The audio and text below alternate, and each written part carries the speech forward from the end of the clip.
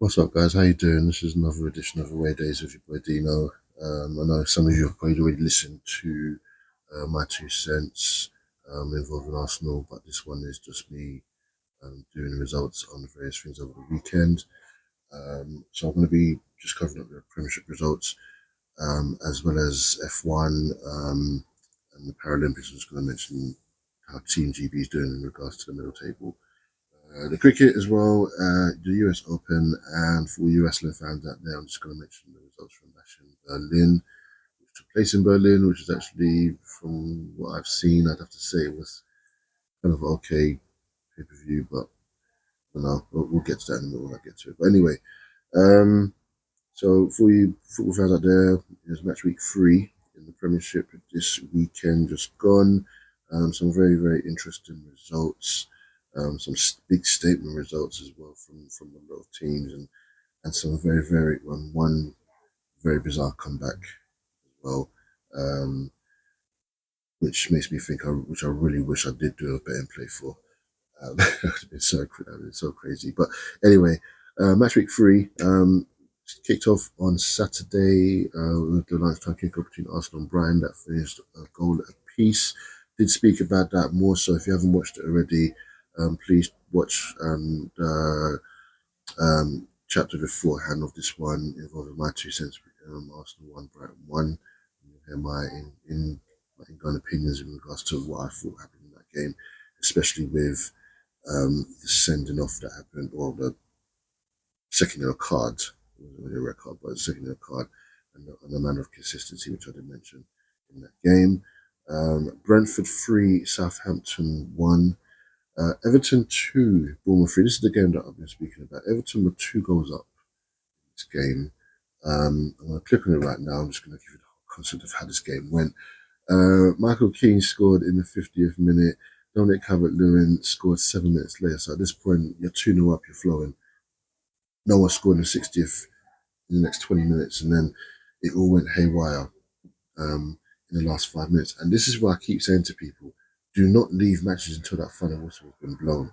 Because when you see people leaving matches with 5, 10 minutes, I've been in stadiums where I've seen people leaving the 80th minute, and I can only imagine some Bournemouth fans just saying, "No, I've had enough of this. I'm going to go and trim the coach before this match is done." Done that probably in the 85th minute, thinking, "Yeah, we've lost this game." And well, talk about craziness. I mean, yeah. So Anton Semenyo scored in the 87th minute.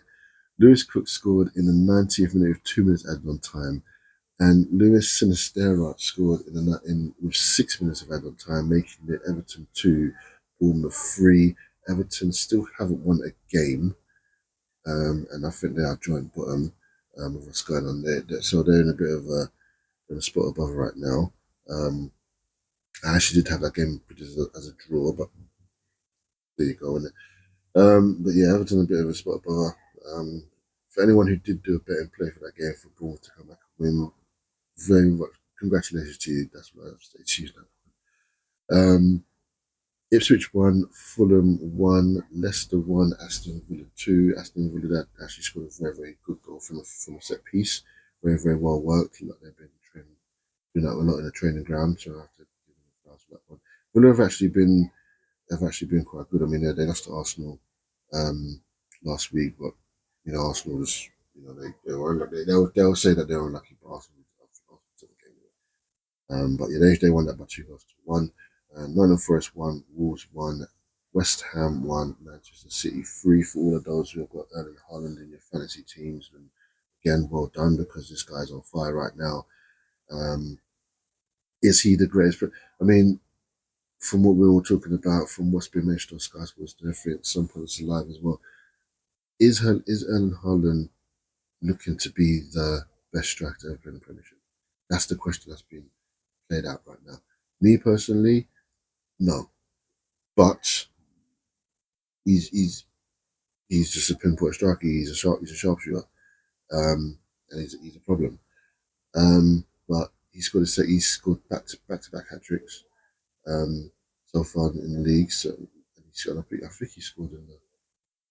I can't remember, I think he's got 7 goals. I think he's got 7 goals. But he's on the mark. He's on the market, and I know that every single person who done the predictions for me said that Haaland would win the Golden Boot, and it's quite hard to see anyone actually topping that. To be fair, when you consider that, I do remember that Ollie Watkins' name was mentioned somewhere in the predictions, and I believe Ollie Watkins hasn't even scored a goal yet. So he's still got to get off the mark. Havertz is there, but can he do the same for Erling Haaland's doing over the course of the season? Maybe not, but he'll be there or thereabouts. But I do believe that the season already, that's 3 games gone. All barring injuries, of course. But we'll see how it pans out by the time it gets to May next year. So we move on to Sunday. Yesterday's games: Chelsea 1, Crystal Palace 1, Newcastle 2, Tottenham 1, and Manchester United 0, Liverpool 3. I did watch parts of the Newcastle game, and I did watch the majority of the Man United Liverpool game. Newcastle done well to come to come and win that game. Tottenham, they done well to equalise. They did have the better game in parts. I remember. I think they were pressing to get a second goal, but ended up getting the winner. Isaac is on fire a bit, so he's now scoring goals as well. The game at Old Trafford, on the other hand, Manchester United got a long way to go. If Man United fans out there, I mean, they've got a long way to go. And I've said this to many Man United fans who I know. Manchester United need to start over again, build that platform, and work their way back up again. But it seems like that's what they're doing, but there's still. It just feels like there's players in the team who shouldn't be there. There's something not right in that club and something not right in that dressing room. But having said that, I'm not going to take nothing away from Liverpool. Liverpool went into that game yesterday and they just said, right, we're going to take a foothold in this game. And they could have won that game by 4 or 5 goals. There was a situation where they could have gone up by a fourth goal, but it wasn't taken. Um, you know, Luis Diaz he's got off to a good start. Salah's doing well.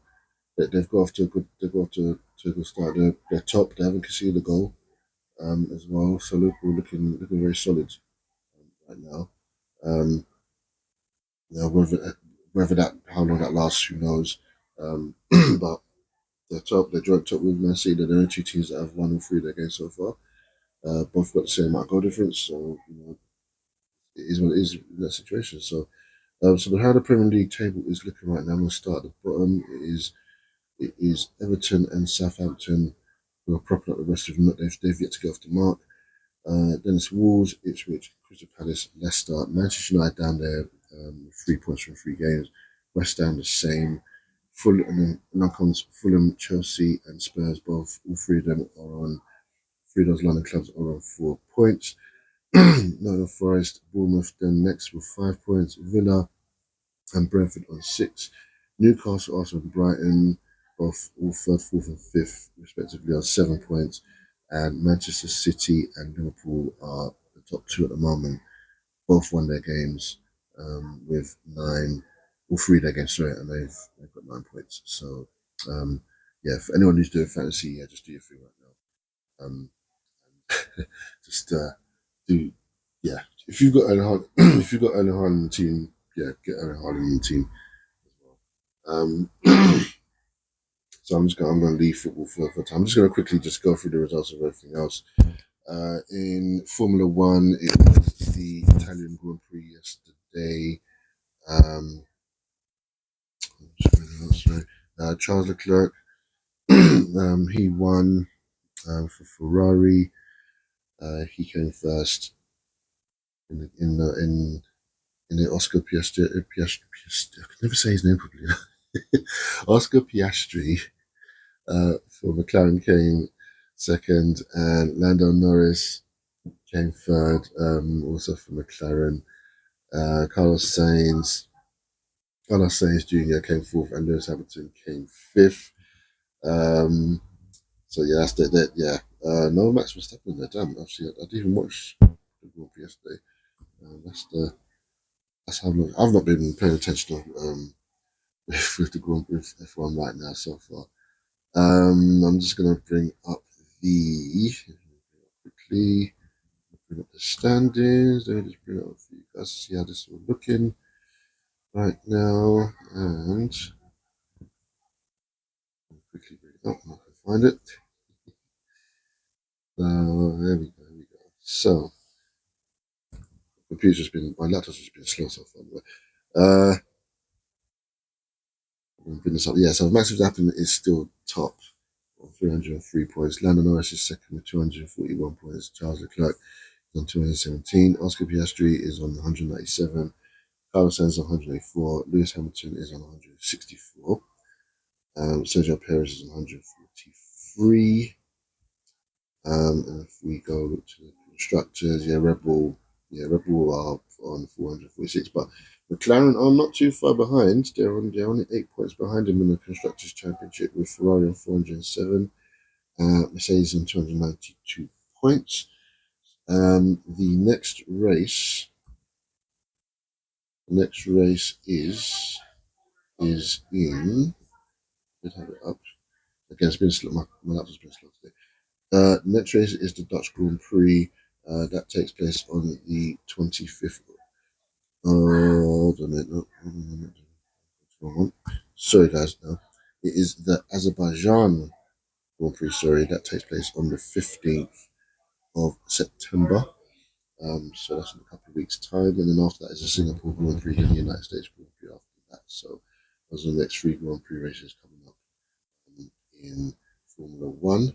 I'm going to quickly just move on to the Paralympics, because I think the Paralympics has not really been. It's on Channel 4 over the UK, but I don't think it's being spoken about as much. I think it's wrong. I think BBC should be showing some of the Paralympics as well, in my opinion. Um, they didn't do it last time, they didn't do it the time before, but I think they need to show a bit of it, just to give it a bit more recognition. But Team GB is doing very well in the Paralympics. They have the second most medals after China. They have 25 golds, 14 silvers, and 10 bronze. So very, very well done to Team GB out there in Paris for the Paralympic Games. China currently have 38 gold, with 28 silver and 13 bronze. And the United States are on 11 golds, 15 silvers, and 10 bronze. And the hosts, Paris, France, have 9 golds, 10 silvers, and 13 bronze medals. I'm not too sure when the Paralympics finishes, but for any events that's still coming up with Team GB, the best of luck to you. I don't think China's going to get caught, but you guys are doing a great job from what I'm seeing as far as being second in the medal is concerned. So, good job to Team GB over there in the Paralympic Games. Long may it continue. We'll quickly just move on to cricket now, because in England, we England fans for Cricket Day, England won against Sri Lanka. They now lead the Test series by two tests to nil. England won by 190 runs. Their first innings score 427, and the second innings score 251. Sri Lanka got first innings of 196, and then two all out. Sorry, and 292 all out. England won by 190 runs. So congratulations to England. They've got one more test with Sri Lanka, incidentally, which starts this week on the 6th. That's the third and final test. And then England have got, that's not the Ashes, but the T20 against Australia. They've got a couple of T20s against Australia and a couple of one days against Australia as well. And then they've got, that's all in September. And then in October, they have 3 tests against Pakistan in Pakistan in October. They also have the West Indies in a few one days and T20 games in November, and then they go down to New Zealand towards the end of the year. So that's England with that. If you're full of any other cricket team like me or the West Indies, then just check them out on the cricket websites, and you'll see who they're playing. US Open. I do know that Coco Gauff got knocked out.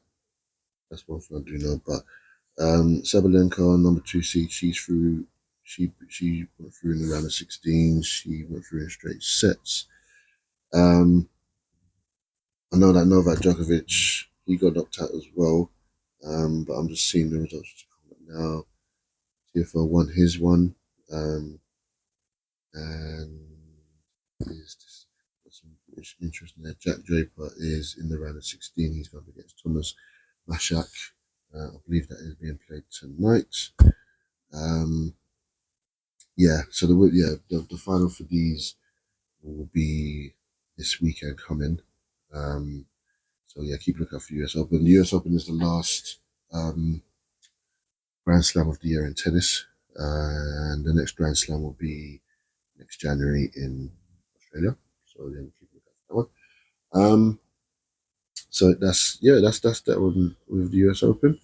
And finally, for all you wrestling fans, I didn't go to I wanted to go to All In, but I didn't go to All In this time. I heard it was okay. It wasn't as good as last year from what I told. But Bash in Berlin, WWE Bash in Berlin was this weekend just gone. There were 5 matches that were fought out. Was an okay pay-per-view. Wasn't the best, but I think the highlight of it was probably the fans. The German fans are wild, just like the French fans. I think the best match of the night was probably CM Punk versus Drew McIntyre in the strap match. There's some sort of closure in that one, but you have to see what's going to happen on Monday Night Raw. But 5 matches. Cody Rhodes defeated Kevin Owens for the Undisputed WWE Championship. That was a fairly decent match. But I knew Cody Rhodes was going to win that one. Bianca Belair and Jade Cargill defeated the Unholy Union, which is Alba Fire and Isla Dawn. They beat them by pinfall. So they are now a 2-time women's tag team champions. They're 2-time champions now, so very much deserved. But I feel that Bianca and Jade need to split. I think they need to go back to being singles, go back to doing single stuff now. In my view. Again, I mentioned it before. CM Punk defeated Drew McIntyre in a strap match. The Terror Twins, Damian Priest and Rhea Ripley, defeated Judgment Day. So this is like a Judgment Day Civil War type thing. There's a mixed tag match between Damian Priest, Rhea Ripley versus Dirty Dom and Dominic Mysterio and Liv Morgan. The Terror Twins won. Pretty decent match if I have to say myself. I do have to watch it again. Rhea's just awesome in the ring. She's probably the top female wrestler in WWE right now, as far as I'm concerned, in my opinion. And the last match of the night was between Gunther and Randy Orton. Now, bear in mind, Gunther is in his homeland of Germany, and he is the current world heavyweight champion. It was a good match. It was the longest match of the night. There was a big amount of respect for both men once the match had finished. Randy Orton's just, an ambassador for the WWE, so what can I say? And Gunther is the future. I don't see Gunther losing that championship probably till WrestleMania. Won't surprise me now. But time will tell. You never know WWE. But guys, that was literally just going to be me doing all the latest results in the sporting world. Join me for my next upload. I'm going to be talking about the NFL. I'm going to be doing my predictions for week 1 of the NFL season coming up. I'm very much looking forward to the NFL season starting now. I'm going to be speaking about the Falcons in my 2 cents as well.